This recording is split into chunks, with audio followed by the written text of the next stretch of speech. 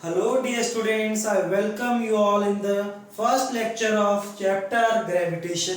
New chapter start करने वाले हैं बच्चों हम आज। क्या है ग्रेविटेशन, इसको पूरे चैप्टर में देखेंगे। आप काफी हद तक चीजों को समझते भी हैं कि any two bodies having the mass they attract each other. किस फोर्स के कारण? Due to the gravitational force of attraction. Earth हमें अपनी तरफ खींचती है, earth revolves around the sun. ये सब किस फोर्स के कारण है? Due to the gravitational force. तो थोड़ा सा बच्चों हिस्ट्री के साथ शुरू करते हैं चीजों को, then we will come on the laws of gravitation. सबसे पहले बात करते हैं आज से 2000 साल पहले की, around 2000 years back there was a scientist known as Claudius Ptolemy. He gave geocentric theory. What is geocentric theory? इसका क्या मतलब था? तो इन्होंने कहा, क्लॉडियस ने, कि अर्थ is at the center and sun revolves around it. आज तो हमें पता है कि ये थ्योरी गलत है, पर उस टाइम पे चीजें इतनी एक्सेसिबल नहीं थी। जो क्लॉडियस ने बताया, people they accepted the theory. ठीक है, इसके अराउंड 1400 इयर्स बाद, around 1400 years after, there came a scientist known as Copernicus। ठीक है, इन्होंने थ्योरी दी हीलियोसेंट्रिक थ्योरी। इन्होंने कहा कि सन बीच में है and planets including the earth revolves around it. आप लोगों को पता है ये थ्योरी ठीक है, बट अराउंड 40 इतने 2000 साल पहले, 600-700 साल पहले ये चीजें नहीं पता थी, तो इनकी बात किसी ने नहीं मानी। ठीक है, like we all know that sun, earth, these things are considered secret in the mythology. तो पीपल सेड कि दिस इज वेरी रॉन्ग, आप चीजों को बिल्कुल गलत बोल रहे हैं। इसी टाइम पे इस चीज थ्योरी को सपोर्ट कर दिया गैलीलियो ने। He was a very very big scientist, एक बड़ा नाम थे, आप लोग जानते हैं। फिर भी people they never accepted this theory। ये थ्योरी फिर भी एक्सेप्ट नहीं की गई और इन दोनों को बहुत ही ज्यादा क्रिटिसाइज किया गया बच्चों। उसके बाद साइंटिस्ट हुए नेम्ड एज टाइको ब्राहे। कौन थे ये टाइको ब्राहे? ये एक बहुत ही लेबोरियस पर्सन थे। What he did for 15 years he observed stars, planets, सन को भी किया, मेनली स्टार्स और प्लैनेट्स को किया। रोज रात को छत पे चले जाना 15 साल तक और कुछ नहीं करते थे। Mainly used to do the drawings कि कल क्या लोकेशन थी स्टार्स या प्लैनेट्स की, आज क्या लोकेशन है। 15 इयर्स तक इन्होंने पूरी ऑब्जर्वेशंस ली बच्चों, and then all of a sudden he died. Then there was his student, इनके एक स्टूडेंट थे नोन एज केपलर। तो केपलर ने क्या किया? ही स्टडीड द ड्राइंग्स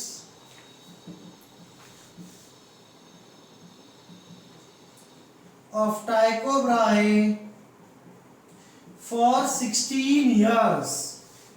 जो ड्राइंग्स 15 साल लगा के टाइको ब्राहे ने बनाई थी, उनको 16 साल तक स्टडी किया। किसने? केपलर ने। And then successfully he gave his 3 laws. बहुत ही इंपॉर्टेंट लॉज हैं ये तीनों लॉज। हम चैप्टर में आगे इनको बच्चों पढ़े। बात समझ में आती है यहाँ तक? तो कहानी बहुत हो गई, शुरू करते हैं बातें आगे हम लोग। चलिए, न्यूटन्स लॉ ऑफ ग्रेविटेशन से। न्यूटन की कहानी तो सेब गिरने वाली सर पे आप सबने सुनी ही होगी बच्चों। तो बस उसी के बाद उन्होंने लॉ ऑफ ग्रेविटेशन दिया।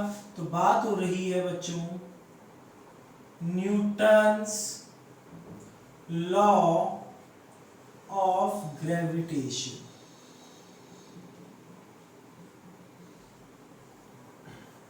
देखिए क्या कहा बच्चों न्यूटन ने, बात समझते हैं ध्यान से। According to it any two bodies having mass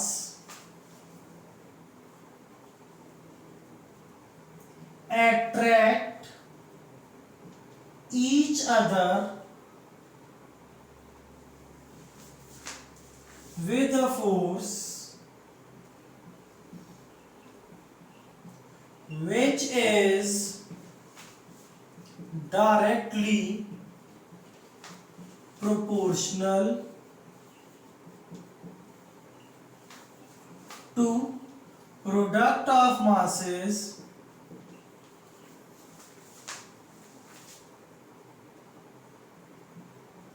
and inversely proportional to square of distance between masses। क्या है बच्चों पूरी कहानी, देखें और बात को समझें। न्यूटन ने कहा कोई भी दो बॉडीज है, दो पार्टिकल्स हैं, पार्टिकल्स लेके चलेंगे अभी हम लोग m1 एंड m2, इनके बीच में डिस्टेंस है r, तो ये हमेशा दो बॉडीज एक दूसरे को क्या करती हैं, अट्रैक्ट करती हैं। इसको m2 इधर खींच रहा है, m2 को कौन खींचेगा, m1। बस बॉडीज का मास होना चाहिए।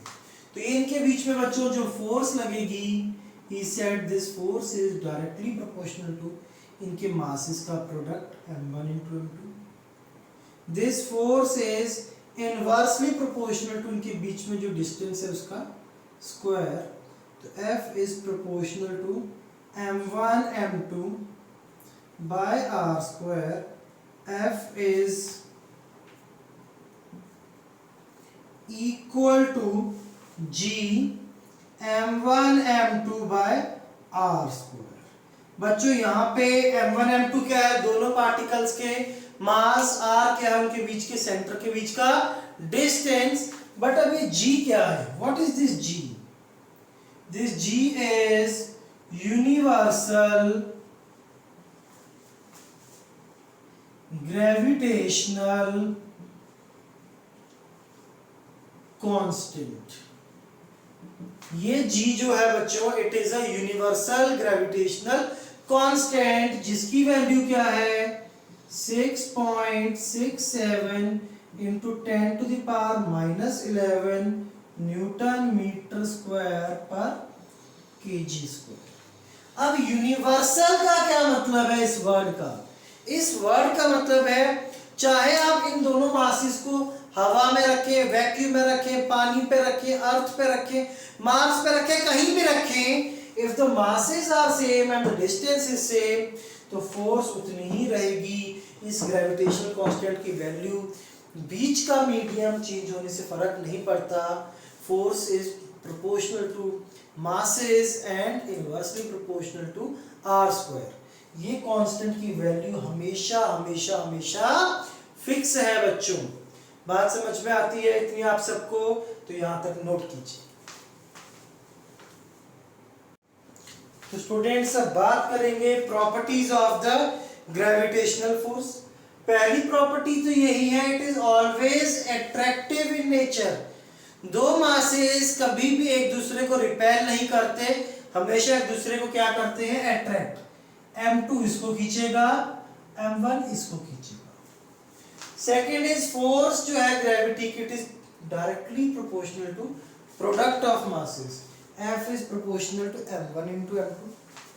It is inversely proportional to square of distance between masses. F is inversely proportional to r square.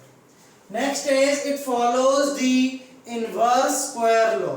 बच्चों कोई भी फोर्स जो डिस्टेंस के इनवर्सली प्रोपोर्शनल हो, वी से this law is inverse square law और फोर्स इसको फॉलो कर रही है। Next is it is a central force. Central force का क्या मतलब है, अगर दो बड़े ऑब्जेक्ट्स हैं तो ये जो भी फोर्स है हमेशा इनके सेंटर्स के अक्रॉस ही लगेगी, सेंटर्स के अक्रॉस ही एक दूसरे को अट्रैक्ट करेंगे बच्चों, ठीक है। It is a conservative force. Conservative force बच्चों हम वर्क एनर्जी पावर में पढ़ चुके हैं, conservative and non conservative forces. What are the conservative force? वो फोर्सेस जिनका एक क्लोज्ड पाथ में वर्क डन जीरो होता है, या कहें जिनका वर्क डन पाथ पे डिपेंड नहीं करता, such forces are called conservative forces. It is a long range force. Long range force का क्या मतलब है, जो ग्रेविटी का फोर्स है वो यहाँ से बहुत दूर तक लग सकता है। ऐसा नहीं है कि ग्रेविटी का फोर्स जो यहाँ से लेके बस कुछ मीटर्स या किलोमीटर्स तक लगे। We know that even earth and sun are attracting each other. बहुत ज़्यादा डिस्टेंस है बच्चों बीच में, तो ये फोर्स हमेशा, ये कैसा फोर्स है, long range force. Then we know there are four fundamental forces: gravitational force, electromagnetic force, strong nuclear force, weak nuclear force. चारों में से सबसे वीक कौन सा फोर्स है बच्चों? It is the gravitational force. Last point is gravitational force is intermediated by a particle called photon। जैसे ये दो ऑब्जेक्ट्स एक दूसरे को अट्रैक्ट कर रहे हैं, दूर से ही लगती है ग्रेविटेशनल फोर्स।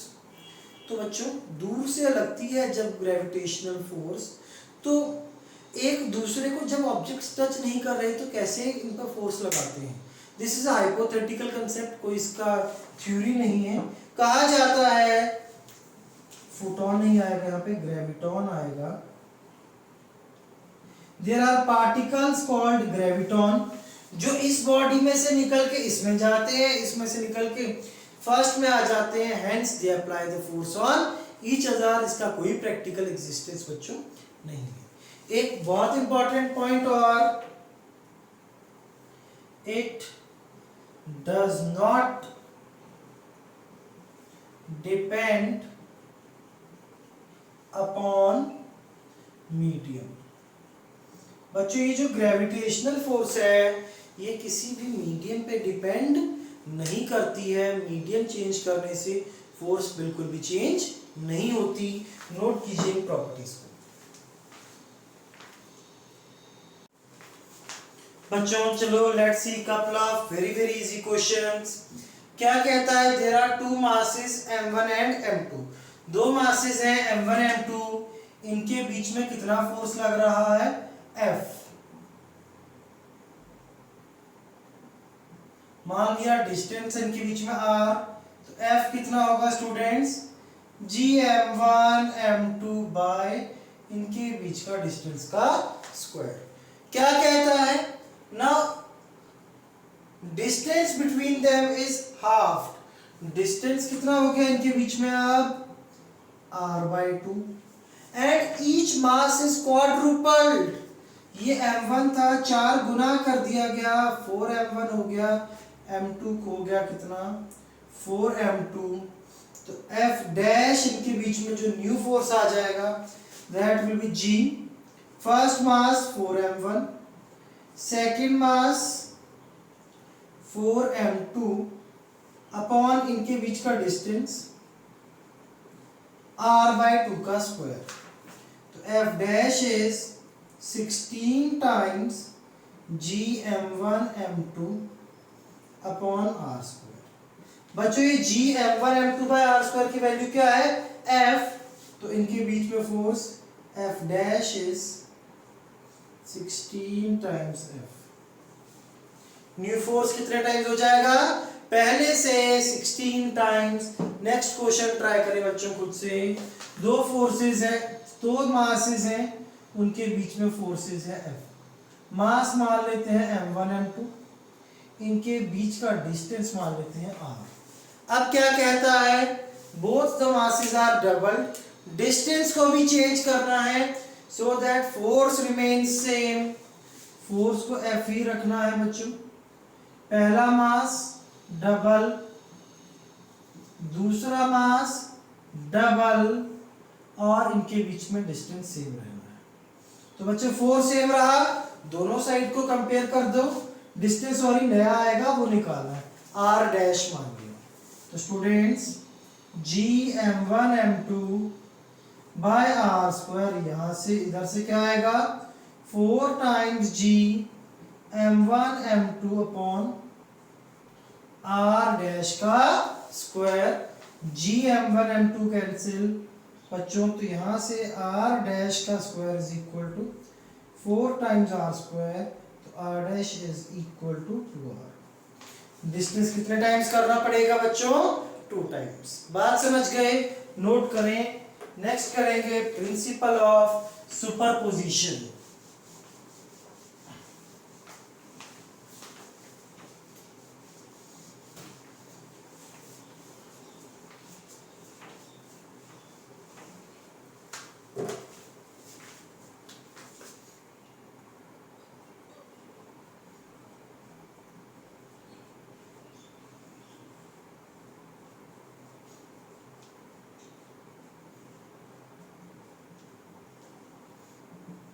देखिए बच्चों क्या कहता है ये principle of superposition. Let us से यहाँ पे एक मास है m और यहाँ बहुत सारे मास है m1, m2, m3, m4 so on up to mn। बहुत सारे मासेस हैं, आपको नेट फोर्स निकालना है m पे। आप क्या करेंगे m1 के कारण m पे लगाया हुआ फोर्स निकालेंगे डायरेक्ट, सीधा इसी तरह फिर m2 पे m लगाया, m2 के कारण m पे लगाया हुआ फोर्स, फिर m3 के कारण m पे लगाया हुआ फोर्स, ऐसे इन सबके कारण m पे फोर्स निकालना है। सबके कारण we calculate the force on m like no other mass is present, और बाद में सब फोर्सेस को ऐड कर देंगे। पर ध्यान रखना होगा कैसे ऐड करेंगे, वेक्टोरियली। तो क्या कहेंगे बच्चों, to find net force on any one mass, we calculate force on it due to other masses individually such that no other mass was present,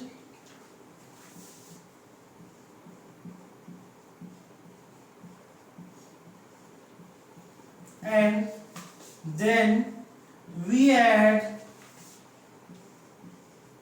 all the forces vectorially, very important।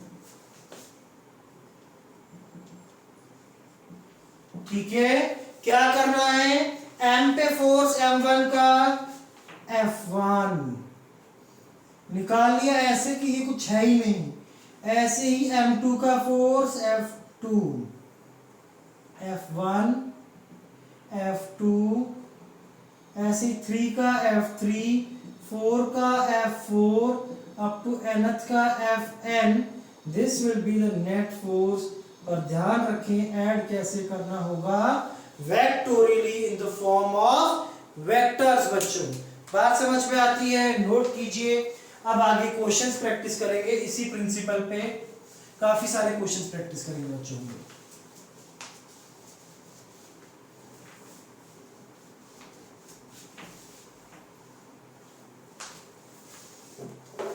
Question number 1 देखते हैं बच्चों।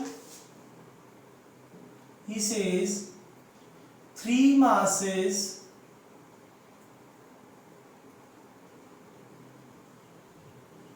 are placed on vertices of an equilateral triangle. Find net force on any mass due to other two mass is equal to m each side equal to a। ठीक है बच्चों, तो क्या है question, एक इक्विलेटरल ट्रायंगल है, equilateral triangle draw कर दी गई, कितनी साइड की, a, हर वर्टेक्स पे there is a mass m, किसी एक पे फोर्स निकालना है due to other two masses. तो बच्चों इस पे नेट फोर्स निकाल लेते हैं इन दोनों के कारण। हमेशा मासेस एक दूसरे को क्या करते हैं, अट्रैक्ट। तो बच्चों इस मास m को ये अट्रैक्ट करेगा अपनी तरफ, सिमिलरली ये भी अट्रैक्ट करेगा। अगर ये फोर्स F है तो ये भी F होगी, मैग्नीट्यूड सेम होगा क्योंकि ये मासेस सेम है, जितने इधर है उतने इस तरफ है, डिस्टेंस ये भी a है, ये भी डिस्टेंस a है, तो फोर्सेस मैग्नीट्यूड में कैसी हैं, सेम। बच्चों इक्विलेटरल ट्रायंगल, तो this angle will be 30, this angle will be also 30। अब क्या करेंगे, फोर्स के कंपोनेंट स्टूडेंट्स, ये F है, इस तरफ आएगा F cos 30, इसका भी इधर component F cos 30, this will B 2F cos 30, this will B F sin 30, this is again F sin 30। तो ये F sin 30 से F sin 30 हो जाएगा क्या, कैंसिल। नेट फोर्स कितनी बचेगी हमारे पास बच्चों, 2F cos 30। Dear students in दोनों के बीच था फोर्स F कितना, G m1 m2 by distance का स्क्वायर, cos 30 is √3/2, 2 से 2 कैंसिल, तो net force is how much, √3gm² I hope बच्चों बात क्लियर हो गई है, नोट कीजिए इसको।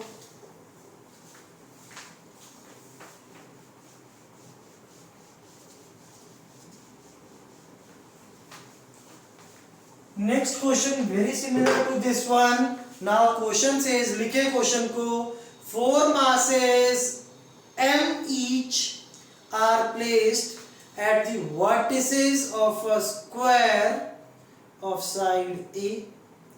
Find net force on any one of the mass। क्या गिवन है बच्चों, एक स्क्वायर है,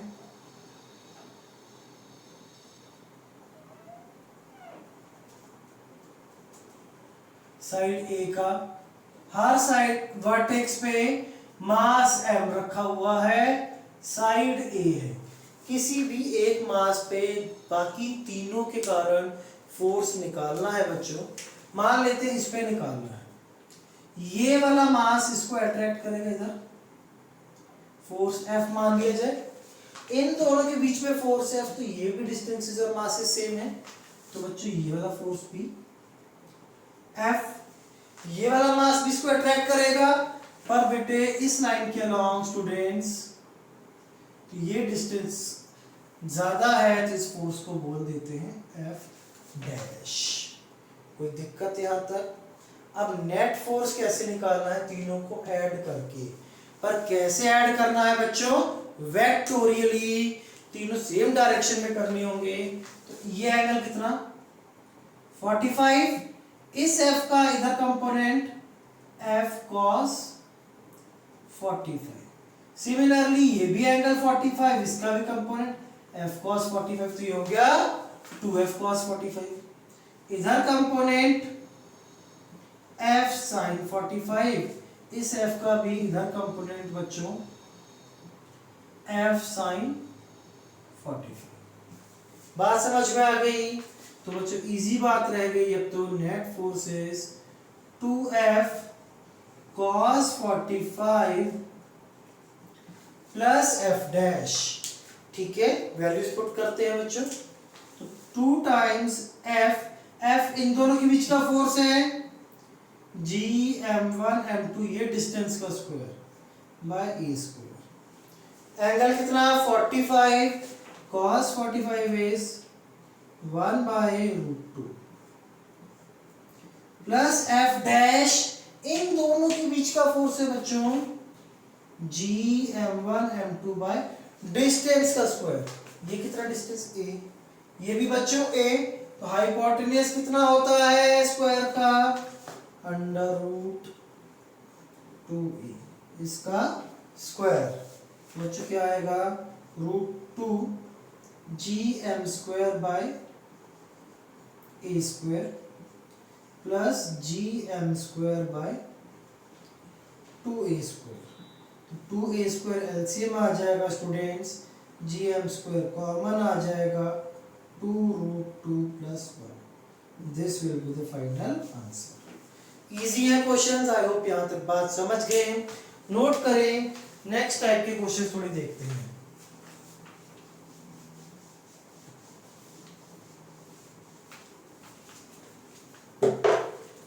question says 3 masses m each are placed at vertices of an equilateral triangle. Find net force on any mass placed at centroid. क्या मतलब हुआ इस बात का बच्चों, ये एक इक्विलेटरल ट्रायंगल है। क्या है? Equilateral triangle. 3 मास रखे हुए हैं कहां पे? इसके वर्टिसेस पे। ये मास m m m, ठीक है।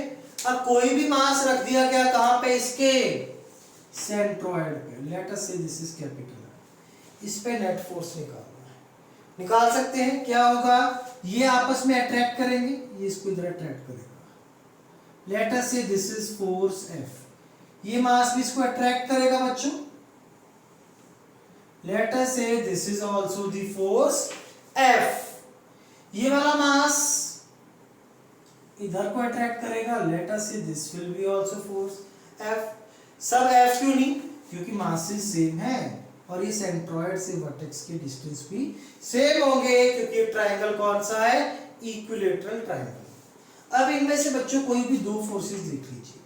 This angle will be how much? 30 degrees. ये भी कितना होगा?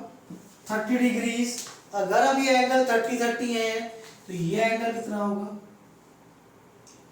120 डिग्रीज। ये दो वेक्टर हैं सेम मैग्नीट्यूड की, एंगल 120। तो वेक्टर की प्रॉपर्टी होती है, अगर उनके बीच में एंगल 120 है, दोनों का मैग्नीट्यूड सेम है, इन दोनों का जो रिजल्टेंट आएगा वो बीचों बीच आएगा और उसका मैग्नीट्यूड भी F होगा। अब ये दोनों फोर्सेस आपस में हो जाएंगे कैंसिल, तो नेट फोर्स कैपिटल M पे कितनी होगी? 0। बात समझ में आती है बच्चों? इसी टाइप का क्वेश्चन आपको स्क्वायर में भी पूछ लिया जाता है।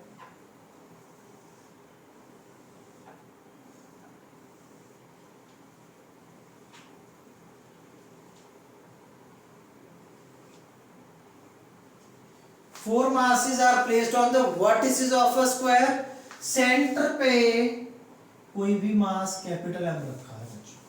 क्या होगा देखिए, फोर्स F लगेगा इन दोनों के बीच में, ये मास इसको अट्रैक्ट करेगा, F मान लिया। सेम डिस्टेंस सेम मास, ये भी इधर अट्रैक्ट करेगा। ये क्या हो जाएगा? आपस में कैंसिल। ये M को ये वाला M अट्रैक्ट करेगा, ये वाला M भी इसको अट्रैक्ट करेगा। फोर्सेस ये भी मैग्नीट्यूड में F, ये भी हो गए क्या? कैंसिल। तो बच्चों इस पे लगने वाला नेट फोर्स हो गया 0। ठीक है, इक्विलेटरल ट्रायंगल के सेंटर पे भी 0, स्क्वायर के सेंटर पे भी 0। बच्चों यही दो नहीं, कोई भी रेगुलर मैथमेटिकल फिगर है तो अगर उसके हर वर्टेक्स पे सेम मास रखा है तो सेंटर पे रखे हुए मास पे नेट फोर्स हमेशा 0 होगा। नोट डाल के लिखें, if the identical masses are placed at vertices of a regular mathematical figure, then the net force on mass placed at center is always 0। बात समझ गए बच्चों? सिर्फ मैथमेटिकल फिगर ही क्यों बच्चों? हमारे पास एक रिंग है, रिंग का भी कुछ मास होगा, रिंग के सेंटर पे कैपिटल एम मास रख दिया गया, इस पे भी रिंग का भी मास है ना, रिंग इसको अट्रैक्ट करेगा, इस पे तब भी फोर्स 0 लगेगा। क्यों? रिंग में एक छोटा सा एलिमेंट इधर ले लेते हैं, इसको इधर अट्रैक्ट करेगा, इसके डायमेट्रिकली अपोजिट एलिमेंट ले लेते हैं, इसको इधर अट्रैक्ट करेगा, नेट फोर्स 0। यह एलिमेंट ले लीजिए, इधर अट्रैक्शन, डायमेट्रिकली अपोजिट, ये इधर अट्रैक्शन, नेट फोर्स फिर से 0। तो नोट डाल के लिखें, net force on any mass placed at centre of ring is 0। समझ गए बच्चों? तो यहीं से एक थ्योरम की बात करेंगे, थ्योरम को याद रखना है आपने, इसका प्रूफ हमारे को करने की जरूरत नहीं है। Shell theorem, what is the shell बच्चों? शेल इज hollow sphere, तो he says net force on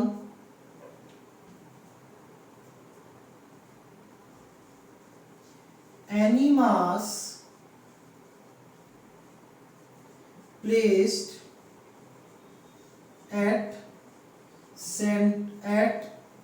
placed inside shell is 0।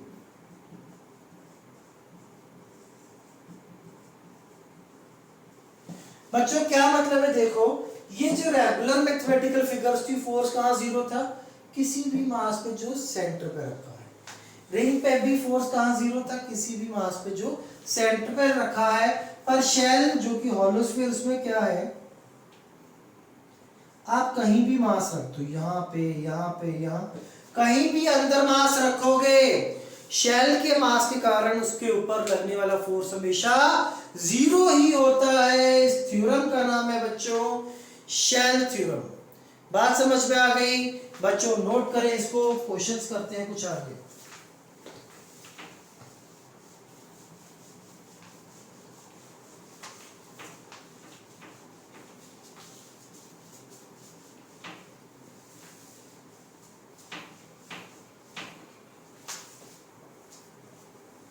बच्चों क्वेश्चन क्या कहता है? Question says 2 point masses m and 4m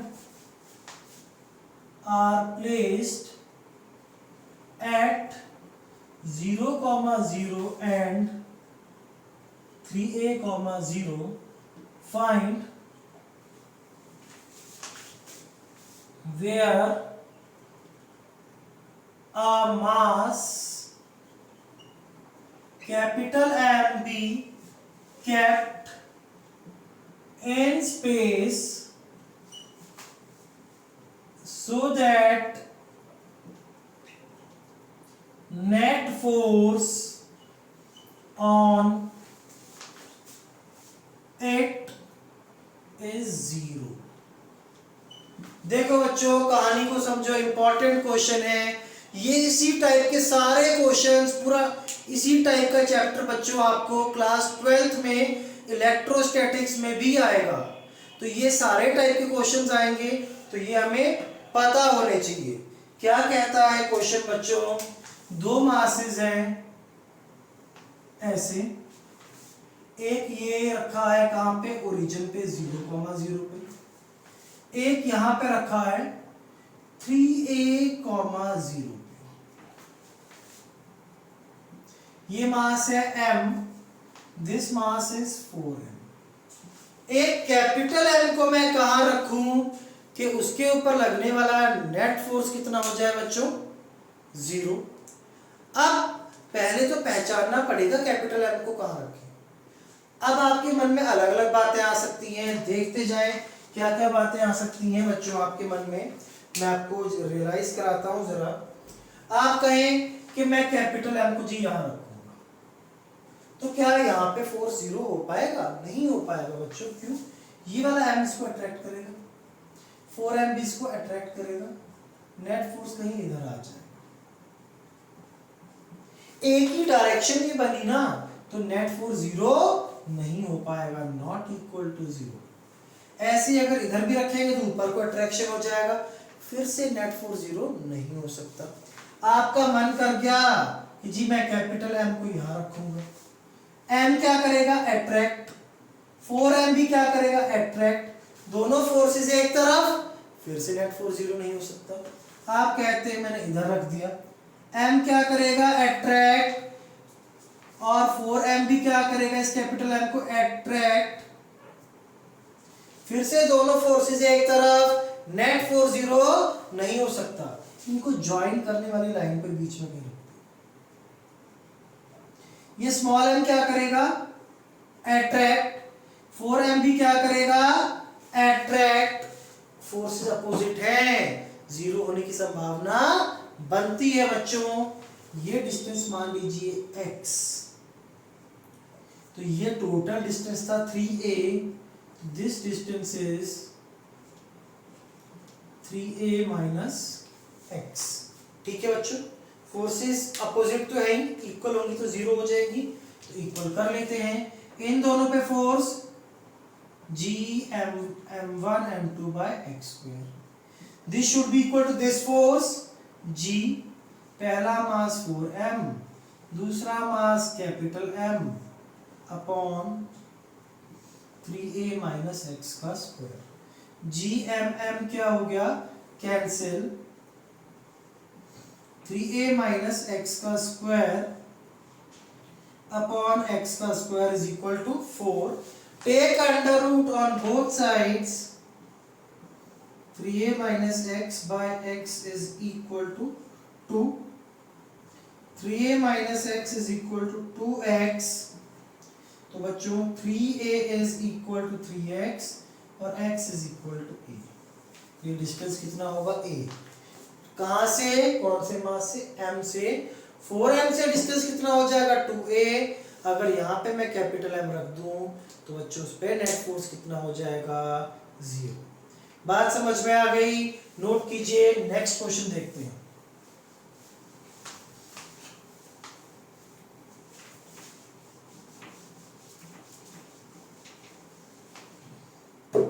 क्या कहता है नेक्स्ट क्वेश्चन में? देखें बच्चों, two masses m each are revolving in a circle due to gravitational force.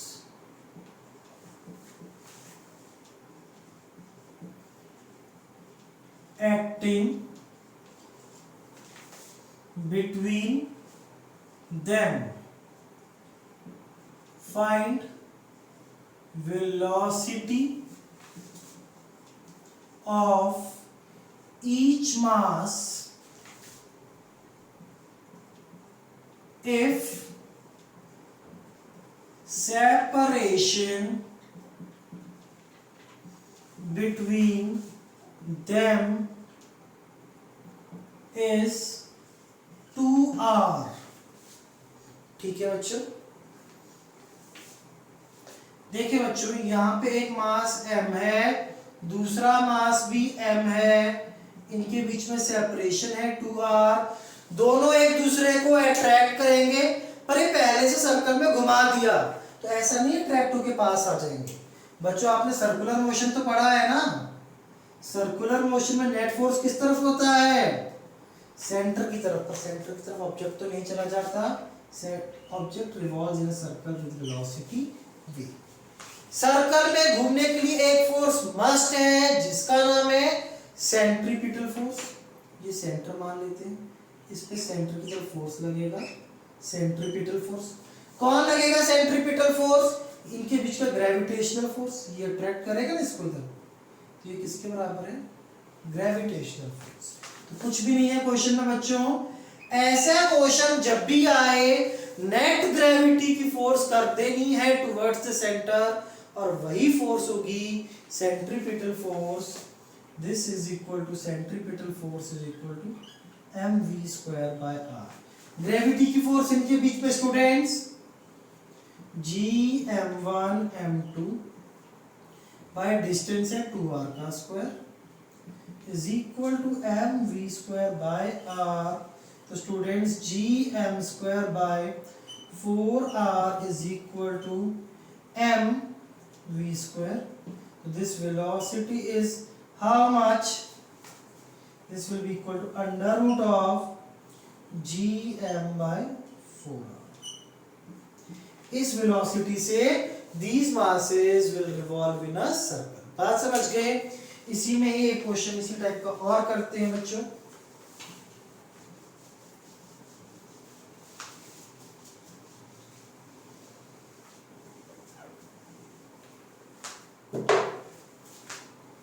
Question says 4 masses m each is placed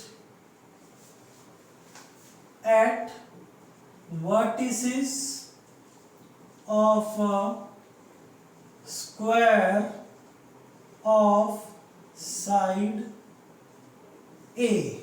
ठीक है, स्क्वायर के चारों वर्टेक्स पे एक मास पड़ा है m। Now they revolve in a circle due to gravitational force। Find their angular velocity। Angular velocity omega निकालनी है बच्चों। इजी क्वेश्चन है, जो कॉन्सेप्ट अभी पढ़ा लास्ट क्वेश्चन में अप्लाई किया वही अप्लाई करना है आप लोगों को। देखिए बच्चों, स्क्वायर है, साइड ए, हर वर्टेक्स पे there is a mass m। ये घूमने लग गए एक सर्कम सर्कल में। सर्कम सर्कल मतलब वो वाला सर्कल जो इनको चारों वर्टेक्स को कंटेन करे। ठीक है, they start revolving in a circum circle, इसमें घूमने लग गए बच्चों। सर्कल में घूम रहे हैं तो बस एक ही चीज दिमाग में आनी चाहिए कि हाँ एक फोर्स तो होगा ही होगा। कौन सा फोर्स? जो सेंटर की तरफ लगता है, जिसको सेंट्रीपिटल फोर्स बोलते हैं। तो नेट फोर्स किस तरफ बनाना है बच्चों? सेंटर की तरफ। पहले भी अभी क्वेश्चन इस टाइप का थोड़ा सा किया है। देखिए, ये दोनों मास अट्रैक्ट करेंगे, इनके बीच का फोर्स है। ये दोनों अट्रैक्ट करेंगे, इनके बीच का फोर्स है। ये दोनों भी अट्रैक्ट करेंगे बेटे, इनके बीच का फोर्स F डैश। तो अब क्या करना पड़ेगा? फोर्स के कंपोनेंट्स 45 45, तो इधर और आ जाएगा 2F cos 45, F cos 45 इधर से और दूसरे से भी। इसका F का इधर कंपोनेंट F sin 45, इस F का इधर का कंपोनेंट F sin 45। ये हो गया कैंसिल।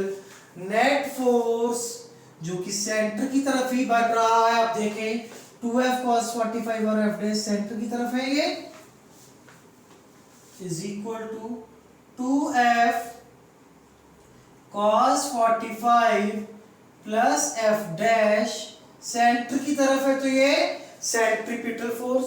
अब की बार एंगुलर वेलोसिटी ओमेगा निकालना, दिस इज, ऐसे लिख लेते हैं इसको, m ओमेगा स्क्वायर r। ठीक है बच्चों, f कितना है, g m1 m2 बाय ये डिस्टेंस का स्क्वायर साइड a थी, cos 45 1 by root 2, f dash इन दोनों के बीच का फोर्स है, g m1 m2, डिस्टेंस कितना बच्चों, डायगोनल अंडर रूट 2a उसका square 2a square is equal to m omega square r। ये है रेडियस सर्कल का, ये डायगोनल है अंडर रूट 2a, उसका हाफ होगा रेडियस, रेडियस आधा है, this is a by root 2।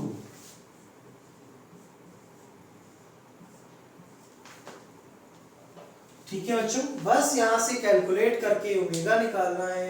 निकाल सकते हैं क्या हम लोग, बिल्कुल निकाल सकते हैं बच्चों। ये हमारे पास m से ये m कैंसिल हो गया, सॉरी ये वाला m, तो बच्चों root 2 gm by a square plus gm by 2a square is equal to omega square a by under root 2।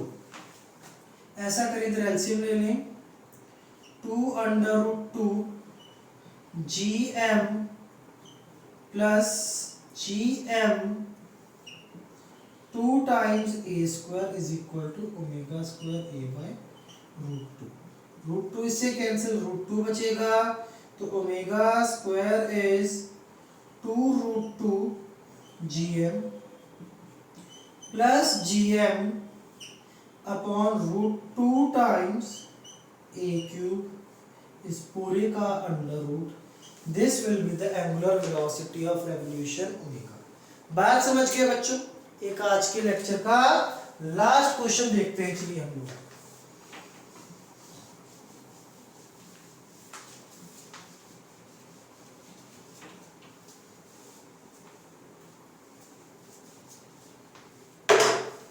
Question से स्टूडेंट्स, एक यहाँ पे देखें हमारे पास रॉड गिवन है आप लोगों को,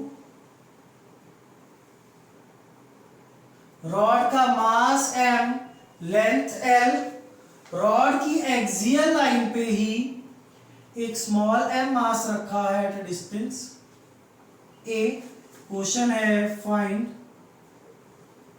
force on m due to capital M। इस m पे फोर्स निकालना है due to this rod, rod का मास कितना है बच्चों, कैपिटल M। अब दिक्कत क्या है बच्चों, दिक्कत है जो फॉर्मूला हमने पढ़ा है वो पॉइंट मासेस के लिए था या सेंटर्स के बीच में डायरेक्ट डिस्टेंस लिख पा रहे थे। अब रॉड और इसके बीच में प्रॉब्लम क्या है, अगर मैं रॉड का कोई ये पॉइंट लेता हूं तो यह डिस्टेंस a, यहां लेता हूं अलग, यहां पॉइंट लेता हूं तो डिस्टेंस a प्लस l, तो हर पॉइंट का, रॉड का जो हर पॉइंट है उसका इस पॉइंट मास से डिस्टेंस कैसा है, डिफरेंट। ऐसे केस में हमेशा क्या करना होता है बच्चों, इंटीग्रेशन। कैसे करेंगे, रॉड में एक ये छोटा सा एलिमेंट ले लेते हैं, इसका मास है dm, इसकी ये विड्थ है स्टूडेंट्स dx, और यहां से इसका डिस्टेंस है कितना, x। ठीक है, इन दोनों के बीच का फोर्स निकाल लेते हैं। फिर ऐसे ही एक छोटा एलिमेंट लेके इन दोनों के बीच का फोर्स, यहां लेके इन दोनों के बीच का फोर्स, ऐसे ही सारे स्मॉल एलिमेंट्स लेके सब फोर्सेस को ऐड कर दिया जाएगा वेक्टोरियली। करने की जरूरत नहीं है, एक एलिमेंट का लेके ऐड कर देंगे, इंटीग्रेट कर देंगे। आपको पता है integration is the addition of continuous values, सबका जो कंट्रीब्यूशन है अपने आप ऐड हो जाएगा। तो इसके छोटे एलिमेंट में मास जो dm है और ये m के बीच का फोर्स, छोटे एलिमेंट्स में छोटा force df, g m1 m2, इनके बीच में distance x square. Integrate both sides. बच्चों जैसे ही इंटीग्रेट करेंगे देखें, df का integration f, g constant, m constant, integration dm by x square. x की इंटीग्रेशन करने के लिए dm नहीं चाहिए, क्या चाहिए, dx। कैसे आएगा, dm की वैल्यू निकालना। dm क्या है, इस छोटे से एलिमेंट का मास कैसे निकालते हैं, m by l। Total mass कितना था, capital M by total M। क्या होती है टर्म बच्चों, मास पर यूनिट लेंथ। इस लेंथ से मल्टीप्लाई कर दीजिए तो हमारे पास इस लेंथ का मास आ गया। F is equal to G M, ये स्मॉल m इसका मास है। dm की value m by l into dx upon x square. Capital M और L भी कांस्टेंट है, take them out of integration. Integration x की पावर -2 dx। बात कहाँ आती है बच्चों, लिमिट्स रखने की। लिमिट रखनी होती है जिससे क्या हो जाए, पूरी रॉड के एलिमेंट्स कवर हो जाए। यहां से देखेंगे तो पहले एलिमेंट का डिस्टेंस ये रहा a, लास्ट वाले का यहां तक, ये a ये l, तो total distance a plus l। तो integrated from a to a plus l, तो फोर्स आ गया कितना, g m1 m2 by l। Integration में पावर में n+1 अपॉन n+1, a से a प्लस l, तो force is g m by l -1 by x, a से a plus l। Limits को रिवर्स कर दीजिए, माइनस हट जाएगा। तो पहले कौन सी लिमिट पुट कर दें, lower limit minus upper limit. वैसे अपर माइनस लोअर होता है, माइनस के कारण उल्टा दिया। तो बच्चों this comes out to be g m by l, a into a plus l, ऊपर आ जाएगा a plus l minus a से a कैंसिल, इस l से ये l cancel. Force is g m upon a into a plus l। I hope students बात आप सब बच्चे समझ गए हैं। तो आज का लेक्चर यहीं तक है। नेक्स्ट क्लास में हम पढ़ेंगे acceleration due to gravity of earth. जो छोटा जी होता है उसकी वेरिएशंस पढ़ेंगे with height, depth due to rotation of earth. तब तक इसको रिवाइज करें, ढेर सारे बच्चों क्वेश्चंस प्रैक्टिस करें। Bye bye, take care.